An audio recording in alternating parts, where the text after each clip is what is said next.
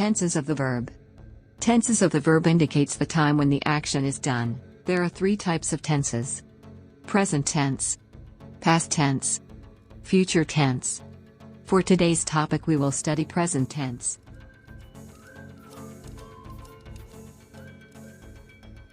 We use simple present tense of the verb if the action happens in the present. We also use simple present tense of the verb to first express habitual action. Habitual means the action happens regularly. Second, to express general truths. We also use simple present tense of the verb if the action indicates unchanging situations, scientific facts, fixed arrangements and frequency occurring events. Let us study the simple present tense of the verb that expresses habitual actions. Examples: Christine always helps her parents after class. Help is the verb. And always is the time signal used.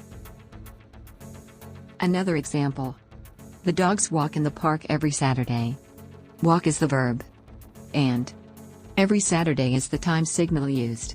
Always and every Saturday are known as time signals. Let us study some time signals to be used in simple present tense. Each day, every Saturday, every day, every week, monthly, daily, yearly, often, weekly, annually, always, and never. Let us study simple present tense that expresses general truths. General truths means facts. And they are always in the simple present tense. Examples: Jose Rizal is our national hero. The sun is the center of the solar system.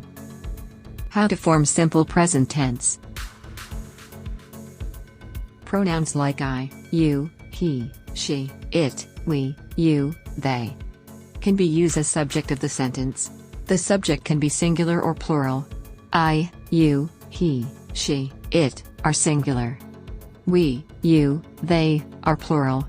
If the subject is singular, singular means one, the verb should be in S form.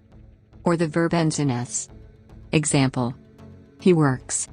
She works. It works.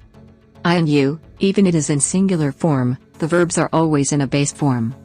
Or the verb don't end in S. Like, I work.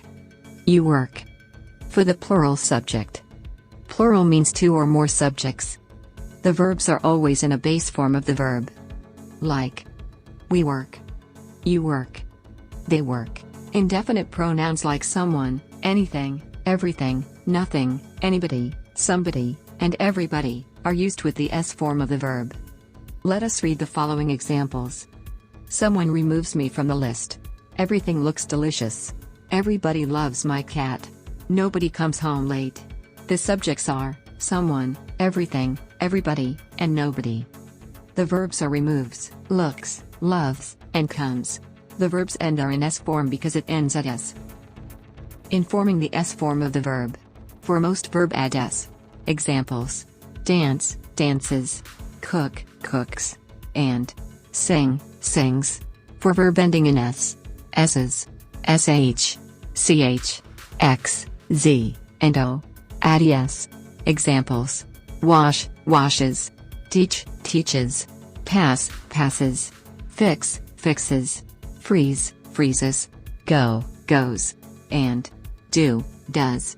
For verbs ending in y, with a consonant before y, drop y, and add ies. Examples: study, studies, and try, tries. For verbs ending in y, with a vowel before y, add s. Examples: pray, prays, buy, buys, and enjoy, enjoys.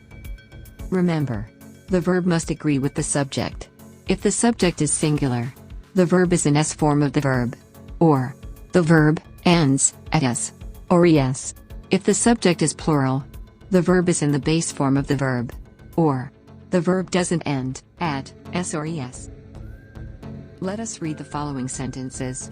For singular, she works as a teacher. And John attends his online class. For plural, my parents drink coffee every day. And my friends play basketball every weekend.